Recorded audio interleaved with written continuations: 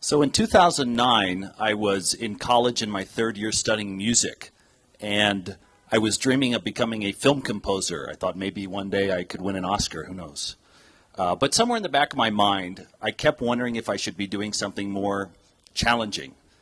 And with just 2 years left in college, I had better decide quickly. So I decided a study abroad program might broaden my horizons a bit.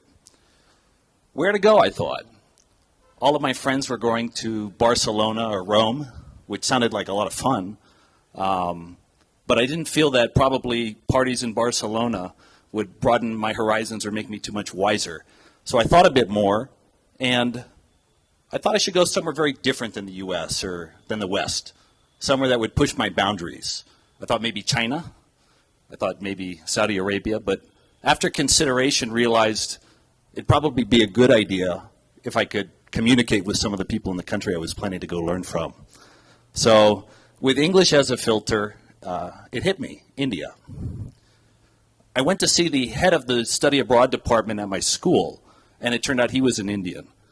And I told him where I planned to go, and I could just see the shock coming into his face. You know, India?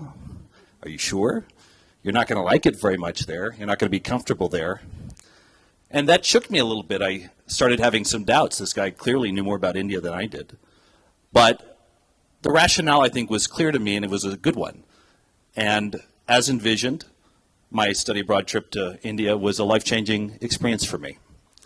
So I'm Bert Mueller. I founded California Burrito, and I've been living in India for the past 12 years. I've kind of seen this country grow, and I've seen my business grow much more than I could have ever dreamed. We have 70 stores now. We have stores in 4 cities, and we have served over 80 lakh meals in the past 12 months. So this has become kind of quite a bit bigger than I could have ever dreamed of. It's still the beginning of the journey, but I'm feeling now that probably the bets I took in my early 20s were probably good ones. Moving to India was a big bet for me. I didn't know anyone here. It was a big bet on myself. It was a big bet on India. Starting a business at that age was a big bet. And it would be difficult to predict how it would go. But after all, I think things have worked out pretty well. And, you know, what would, at that point, a young wannabe film composer know about business in India? I've seen India grow tremendously over the past 12 years, as the country has taken bold bets on itself. I think this is incredibly visible when you visit airports across India. You know, I think everyone's seen the new T2 here in Bangalore, very beautiful terminal, beating Heathrow, beating Dulles. Even the immigration queues are faster than in the U.S. And the other thing I've noticed is that the variety of people from all walks of life traveling through the country now has changed, has dramatically transformed. I fly at least 6 times a month, and recently an ad campaign from Samsonite has caught my eye. So they have these ads in the airport where Amitabh Bachchan is looking very solemnly in the camera, and next to him are the words, the letters that read, "The more you're tested, the stronger you become." And that's what taking a bet on yourself is all about. Chasing curiosity, putting yourself in new situations that test you, and taking a chance. By taking a chance, you either succeed or you learn. Both are win-win. There may even be a financial cost to it. I think I was reading an interview where Mel Gibson, the actor-director, called them school fees. But the school fees will pale in comparison to the education that you'll earn by following your interest and your curiosity. The experience that you have, you build resilience, and that becomes the foundation for making more bets and for making more risks and taking more chances. The conclusion I've come to is it's always a good investment to bet on yourself. Me, the aspiring music composer, still here running restaurants.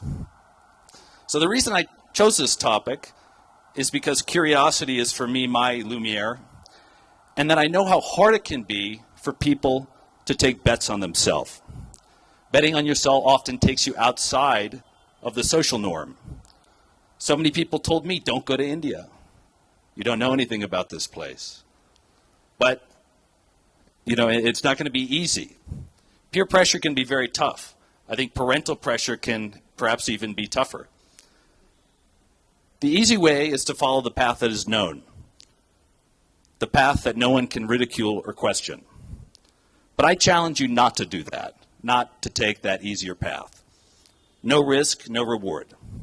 You are just starting your journey, the students here. And there's people other than students, and for you, just like I did, you have to decide where you want to go in life. There are many strategies for success, but betting on yourself is always a good strategy. My journey has had many ups and downs. Every big bet you take will have doubters, including yourself. The real question is, are you prepared for the challenge? Let me take you through 3 of the bets I've made and how I've solved for doubts along the way. So the first bet I took was planning to come to India and start a business. When I first told my friends about this, most everyone thought I was crazy. India, Mexican food, restaurants? Honestly, most of them probably still think I'm crazy.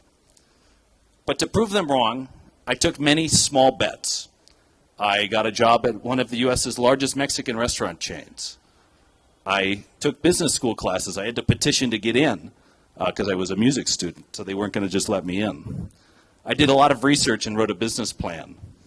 And then when I felt confident, I went and asked people for money to invest in my crazy idea. Now, money came in pretty slowly. Most people didn't trust a 22-year-old launching a restaurant in a foreign country. You know, most restaurants fail any which way, so the odds of then a music major doing that in India seem very, very low. But at the end of the day, people did invest, and I think moving to India really compelled people that I was serious about this. I put my money where my mouth was. The second big bet I made was toughing it out for the first 24 months of starting the restaurant. It was very tough.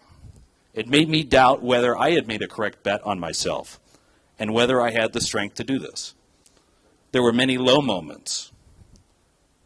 The property we signed for our first store, the landlord reneged on the deal. One of my co-founders quit and left before we even opened the first restaurant. Our operations head and the 2 people who were under him turned out to be crooks, and we had to fire them and reset the entire team. But the more challenges I faced, the more school fees I paid, the more I learned. Thankfully, the restaurant did well, which was ultimately the reason I was here. Little things went wrong, but by sticking it through, big things went right. Never lose sight of what truly matters. The third big bet I made was deciding to continue running my business during COVID. Overnight, our business, which was doing about 4 crore of monthly sales, went down to 25 lakhs, and 50% of our stores closed. How would we pay salaries? Other foreign entrepreneurs sold their businesses, packed up, and left India. 2 people approached us to buy our business. Should I sell and cut the losses? Travel became a huge challenge. I wasn't able to visit my parents for nearly 2 years. But when the times were darkest, everyone pitched in. Our landlords helped us. Our suppliers helped us.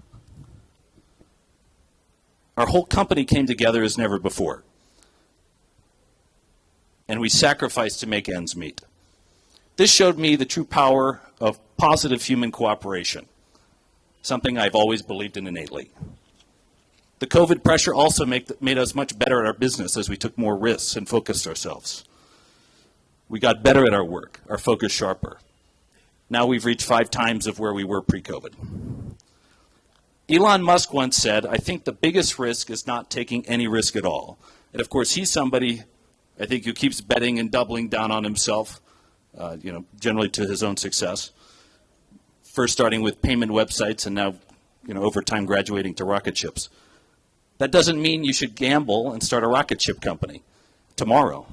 But by taking small bets over time, they compound, and anything you dream can become possible. In 2018, my dream was having much better guacamole, and I took a bet to import 500 Hass avocado trees, not knowing really whether they would grow here or not.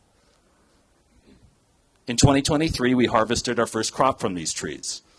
But most importantly, this small bet put us on a journey to grow many special Mexican ingredients of our own with contract farming, which has been a great thing for us. If I can bet to come to India and build a burrito restaurant, what are the bets you can take on yourself? I'm living proof that each and every one of you can be builders of a future dream. You may not know what that dream is today, but if you keep pushing yourself, I guarantee you'll discover the direction to go in. Don't just follow the path others have laid out for you. Take a chance. Try something new. Put yourself out there. Be a little shameless. Because doing all this will make you trust yourself a little bit more over time. And that trust will encourage you to take bigger bets. All dreams should come in a size too big so that we can grow into them. Who knows, I might still try and win that Oscar. Thank you.